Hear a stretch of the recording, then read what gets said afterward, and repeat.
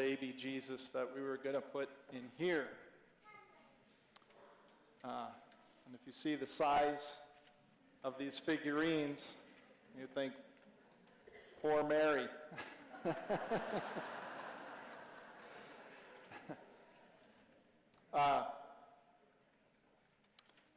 This is how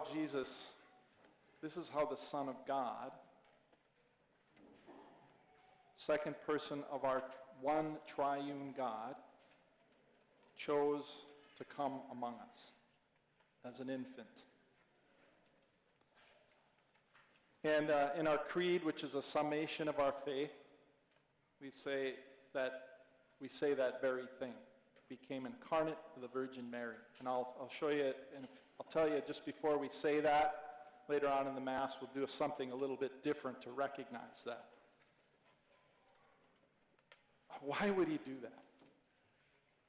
Why would God do that? I mean, the all-powerful, all-holy, all-loving, all-knowing God, creator of the universe, creator of us being his creatures, why would he do that?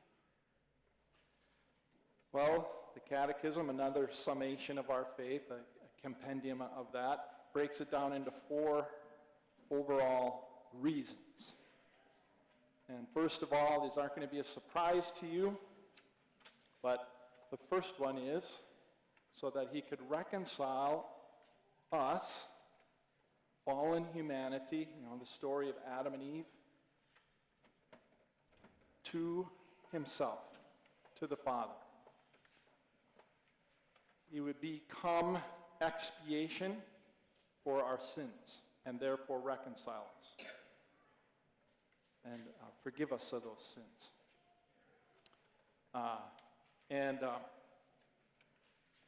But that is not the only reason. God could have just declared that.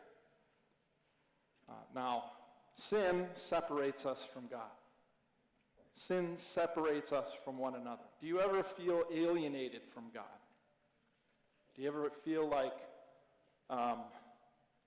God is not present or God has abandoned you? Maybe you don't even believe that there's a God because of that, because you don't feel him, don't experience him. Have you ever felt alienated from another person? Separated from them? Have you ever experienced conflict with another person that separates you, for which you need reconciliation? That's why Jesus came, the first reason. But God, St. Thomas Aquinas says, God could have just declared that and made it happen. Could have just done that. So he chose to come as an infant and to come as a human being, the God-man, to show us his love, to show us how much he loves us. In his own words from the letter, or the book of John, the Gospel of John, in his own words he says, no greater love has a man than to give his life for his friends, to give his life for another. He went all the way to the cross with his humanity, suffered, died, rose from the dead. That's a display of his power. So that's the second reason. But that's not all, because he wants to be in a personal relationship with us. And as you know, any relationship is a two-way street. So he doesn't just love us. He desires us to love him, to know what love is. So that's the third reason that he came, to show us how to love God and how to love each other. That was the second one. But how to love God. And so we look at Jesus' life, we learn about Jesus' life. How did he do that? Well, I think of, just from number 2 again, in the garden. Jesus, first of all, surrendered his life to the Father. Not my will, Lord. Not my will, God. But yours be done. Don't we all have to make a surrender of our lives to God, to Jesus? in order to love him? It's almost another day, everyday thing. And the fourth thing is that he wants us to partake in his divine life, not just in our human lives, but in his divine life, which is beyond our, we can get an idea of it from the scriptures and in our prayer, and but it's beyond what we can even imagine. The beauty, the goodness of God. Think of the person that they're so good, and they're the real deal. Mr. Rogers. He was the real deal.